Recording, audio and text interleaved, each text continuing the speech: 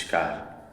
শ্রীমদ্ ভাগবত গীতা অষ্টাদশ অধ্যায় মুখ্য যোগ শ্লোক ৬৪। সর্বগুহ্যতমং ভূয় শৃণু মে পরমং বচ ইষ্টহোষি মে দৃঢ়মিতি ততঃ বক্ষ্যামি তে হিতম।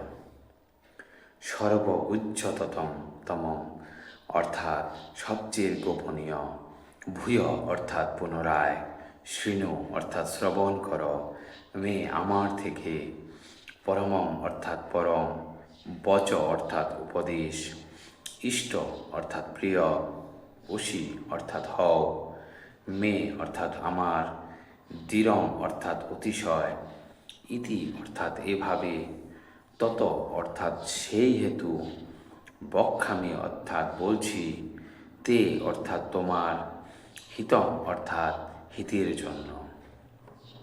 অনুবাদ: তুমি আমার কাছ থেকে সবচেয়ে গোপনীয় পরম উপদেশ শ্রবণ করো।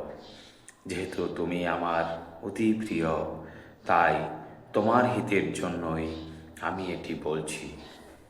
তাৎপর্য: ভগবান অর্জুনকে গুহ্য ব্রহ্মজ্ঞান এবং গুহ্যতর হৃদয়ের অন্তঃস্থলে বিরাজমান পরমাত্মার জ্ঞান দান করছেন, আর এখন তিনি তাকে দান করছেন গুহ্যতম জ্ঞান। পরমেশ্বর ভগবানের শ্রীচরণে আত্মসমর্পণ করো। নবম অধ্যায় শেষে তিনি বলেছেন, মন্মনা অর্থাৎ সর্বদা আমার কথা চিন্তা করো। ভগবদ্গীতার মূল শিক্ষার উপর গুরুত্ব আরোপের উদ্দেশ্যে এখানে সেই নির্দেশেরই পুনরুক্তি করা হয়েছে। ভগবদ্গীতার সারাংশরূপ এই পরম শিক্ষা শ্রীকৃষ্ণের অত্যন্ত প্রিয় শুদ্ধ ভক্ত ছাড়া কোনো সাধারণ মানুষ বুঝতে পারে না।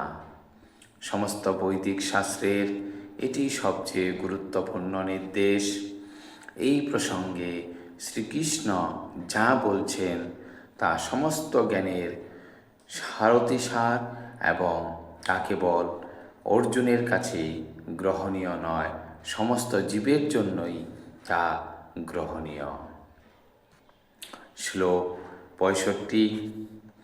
মন্মনা ভব মদ্ভক্ত মজ্জাজি মাং নমস্কুরু মামে বৈশ্যসি সত্যং তে প্রতিজানে প্রিয় হুসি মে।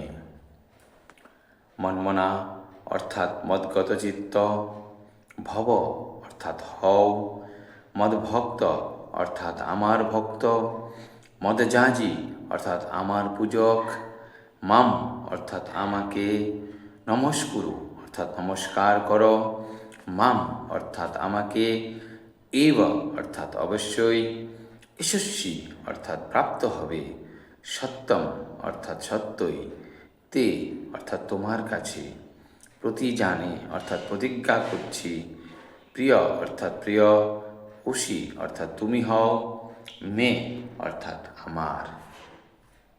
অনুবাদ: তুমি সর্বদা আমার স্মরণ করো, আমার ভক্ত হও, আমার পূজা করো এবং আমাকে নমস্কার করো, তাহলে তুমি আমাকে অবশ্যই প্রাপ্ত হবে। এই বিষয়ে আমি তোমার কাছে সত্যই প্রতিজ্ঞা করছি, যেহেতু তুমি আমার অত্যন্ত প্রিয়। তাৎপর্য: তত্ত্বজ্ঞানের গুহ্যতম অংশ হচ্ছে শ্রীকৃষ্ণের শুদ্ধ ভক্ত হওয়া এবং সর্বদাই তার চিন্তা করে তার জন্য কর্মসাধন করা। পেশাধারী ধ্যানী হওয়া উচিত নয়। জীবনকে এমনভাবে গড়ে তোলা উচিত যাতে সর্বক্ষণ শ্রীকৃষ্ণের কথা চিন্তা করা যায়। সর্বক্ষণ এমনভাবে কাজকর্ম করা উচিত যাতে সমস্ত দৈনন্দিন কার্যকলাপগুলি শ্রীকৃষ্ণের সঙ্গে সম্পর্কযুক্ত হয়। জীবনকে এমনভাবে গঠন করা উচিত যাতে দিনের মধ্যে ২৪ ঘন্টায় শ্রীকৃষ্ণ ব্যতি রেখে আর অন্য কোনো চিন্তার উদয় না হয়। আর ভগবানের প্রতিশ্রুতি হচ্ছে যে যিনি এভাবে শুদ্ধ কৃষ্ণ ভাবনা লাভ করেছেন তিনি অবশ্যই শ্রীকৃষ্ণের ধামে ফিরে যাবেন। সেখানে তিনি শ্রীকৃষ্ণের সম্মুখবর্তী হয়ে তার সঙ্গ লাভ করতে পারবেন। তত্ত্বজ্ঞানের এই গুরুতম অংশটি অর্জুনকে বলা হয়েছে, কারণ তিনি শ্রীকৃষ্ণের অতি প্রিয় বন্ধু। অর্জুনের পদাঙ্ক অনুসরণ করে সকলেই শ্রীকৃষ্ণের পরম বন্ধুতে পরিণত হতে পারেন এবং অর্জুনের মতো একইভাবে সার্থকতা অর্জন করতে পারেন। এই কথাগুলিতে শ্রীকৃষ্ণের রূপে মনকে একাগ্র করার বিষয়ে গুরুত্ব আরোপ করা হয়েছে। যে রূপে তিনি দ্বিভুজ, মুরলীধর, শ্যামসুন্দর, গোপ বালক, যার মুখমণ্ডল অপূর্ব শ্রীমণ্ডিত এবং যার মস্তক ময়ূরপুচ্ছ শোভিত। ব্রহ্মসংহিতা ও অন্যান্য শাস্ত্রে শ্রীকৃষ্ণের রূপের বর্ণনা পাওয়া যায়। ভগবানের এই আদিরূপ শ্রীকৃষ্ণ মনকে নিবদ্ধ করা উচিত, এমনকি ভগবানের অন্যান্য রূপেও অভিনিবেশ করা উচিত ও করা নয়। বিষ্ণু, নারায়ণ, রাম, বরাহ আদি ভগবানের অনন্ত রূপ রয়েছে, কিন্তু অর্জুনের সম্মুখে যে রূপ নিয়ে ভগবান প্রকট হয়েছিলেন, ভক্তের উচিত সেই রূপেই মনকে একাগ্র করা।